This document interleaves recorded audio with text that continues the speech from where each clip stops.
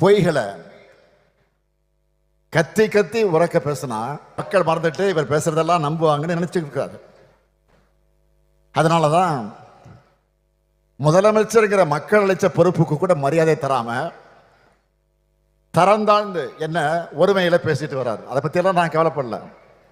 இன்னும் பேசுங்க, இன்னும் இறங்கி பேசுங்க.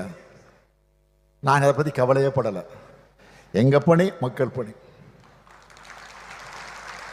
உங்களுக்கெல்லாம் பதில் சொல்லி என்னுடைய நேரத்தை வீணடிக்க நான் விரும்பல. என்னை பொறுத்த வரைக்கும் பேச்சை குறை, செயலில் நம்ம திறமையை காட்டணும். ஏதோ தன்னை எம்ஜிஆர் நினைச்சுக்கிட்டு ஜெயலலிதா அம்மையார் மாதிரி நினைச்சுக்கிட்டு சவுண்டு விடுறாரு. ஆனா பாவம் அவருக்கு தெரியல. அவருடைய வண்டி கிளம்புனதும் அவங்க கட்சிக்காரங்களை, சொந்த கட்சிக்காரங்களை என்ன கமெண்ட் அடிக்கிறாங்கன்னு அவருடைய எந்த சதி திட்டமும் நம்ம அரசோட